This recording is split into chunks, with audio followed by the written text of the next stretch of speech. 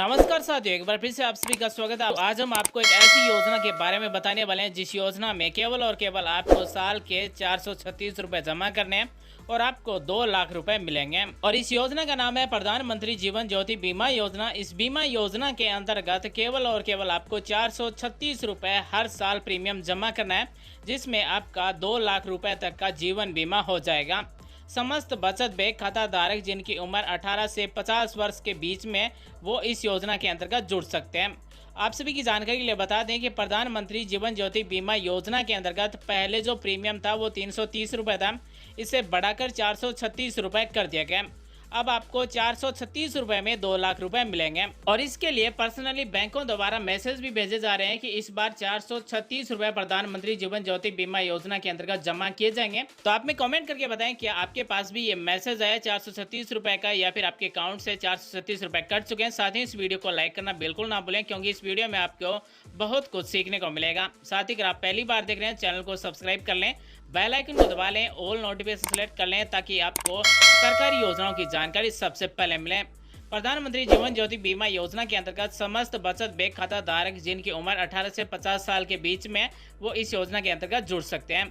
अगर आप इस योजना में जुड़े हुए हैं तो इस योजना से बाहर कैसे निकलना है, ये भी हम आपको आज बताने वाले हैं।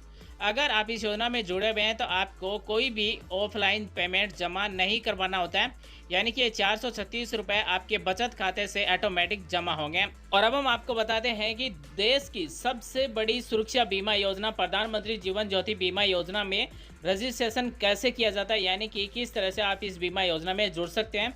ये एक पेज का सहमति से घोषणा पत्र है। इसमें आपको ज़्यादा जानकारी नहीं भरना है। पहला ही ऑप्शन है कार्यालय उपयोग के लिए, यानी कि यहाँ पर एजेंट बीसी बैंक खाते का विवरण कुछ भी नहीं भरना होता है।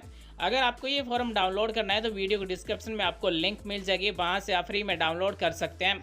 उसके बाद में यहाँ पर दिया गया है मैं एतद द्वारा, यानी कि जो भी बीमा कंपनी का नाम है वो बीमा कंपनी का नाम भरा जाएगा। प्रधानमंत्री जीवन ज्योति बीमा योजना का सदस्य के लिए अपनी सहमति प्रदान करता हूं। और इस फॉर्म को भरने के बाद में आपके अकाउंट में 25 मई के बाद और 1 जून से पहले 330 रुपए की जगह अब 436 रुपए कटेंगे। अगर आपको ये प्रूफ देखना है कि 2 लाख रुपए मिलते हैं या फिर नहीं मिलते हैं, तो यहाँ पर आप प्रूफ भी देख सकते हैं। उसके बाद में इस फॉर्म में बैंक या फिर केवाईसी दस्तावेज के अनुसार आवेदक द्वारा विवरण भरा जाएगा।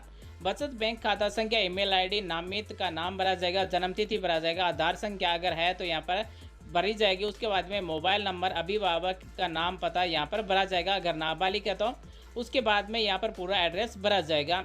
ये केवल और केवल आवेदक द्वारा इतनी ही डिटेल भरी जाएगी। और उसके बाद में यहाँ पर जिसके भी नाम से बचत खाता है या फिर जो भी इस बीमा योजना में जुड़ रहा है, उसके हस्ताक्षर, पूरा एड्रेस, यहाँ पर तारीख भरी जाएगी। और उसके बाद में हस्ताक्षर सत्यापित बैंक द्वारा किया जाएगा। ये पावती रसीद आपको बैंक के द्वारा वापस दी जाएगी। इस पावती रसीद में भरा जाएगा जो भी बीमा धारक है उसका नाम, बचत खाता संख्या, आधार नंबर, पॉलिसी संख्या भरा जाएगा और ये रसीद आपको वापस दी जाएगी। इस बीमा योजना में जैसे आप जुड़ जाते हैं तो आपको ये भी पता होना चाहिए कि किसी के साथ अगर अनहोनी हो जाती है तो इसका क्लेम कैसे किया जाता है। प्रधानमंत्री जीवन ज्योति बीमा योजना के अंतर्गत क्लेम करने के लिए एक फॉर्म भरा जाएगा। आप सभी को ये भी बता दें कि इस बीमा योजना के अंतर्गत आप अगर 436 रुपये साल के जमा कर रहे हैं तो ये रिफंडेबल नहीं है, यानी कि आपकी उम्र 60 साल हो जाएगी तो उसके बाद में भी ये रुपये नहीं दिएंगे। ये केवल और केवल सुरक्षा बीमा योजना के अंतर्गत लिए जाते हैं, यानी कि अगर किसी के साथ दुर्घटना हो जाती है, अनहोनी हो जाती है, तभी उनको 2 लाख रुपए मिलते हैं और ना ही ये 436 रुपये आपको वापस मिलेंगे। और अनहोनी या फिर दुर्घटना हो जाने के बाद में 30 दिन के अंदर अंदर आपको क्लेम फॉर्म जमा करना होता है संबंधित बैंक में। अगर कोई भी अभ्यर्थी प्रधानमंत्री जीवन ज्योति बीमा योजना के अंतर्गत बीच में ही इसे छोड़ना चाहता है तो ऐसा नहीं है कि आपके जो पैसे कटे हैं वो आपको वापस मिल जाएंगे। आपके जितने जमा हो गए वो हो गए, आपको एक भी रुपया वापस नहीं मिलेगा। प्रधानमंत्री जीवन ज्योति बीमा योजना में क्लेम के लिए ये एक दावा सह निर्माण प्रपत्र है प्रधानमंत्री जीवन ज्योति बीमा योजना का, जिसे 30 दिन के भीतर प्रस्तुत किया जाना है संबंधित बैंक में। नामित व्यक्ति के द्वारा यह फॉर्म पूरा भरा जाएगा। और साथियों, जैसा कि आप सभी भी जानते हैं कि हमारे घर परिवार में लगभग की ये बीमा हो चुकी है, लेकिन हमें ये नहीं पता होता है कि दावा कैसे किया जाता है। मान लीजिए किसी के साथ दुर्घटना हो जाती है तो दावा कैसे किया जाता है। तो यहाँ पर सबसे पहले भाग 1 में प्रधानमंत्री जीवन ज्योति बीमा योजना के तहत दर्ज मृतक सदस्य का विवरण भरना है। यहाँ पर नाम, पता, बैंक खाता संख्या, मृत्यु की तिथि, मृत्यु का कारण क्या है, मृत्यु के प्रमाण के रूप में संलग्न दस्तावेज जैसे आकस्मिक मृत्यु प्रमाण पत्र, आधार संख्या और आधार कार्ड की प्रति भी साथ में इस फॉर्म के लगानी होगी। उसके बाद में आयकर स्थायी पैन संख्या यानी पैन कार्ड नंबर अगर है तो वो भी यहाँ पर आपको पेन से लिखने होंगे।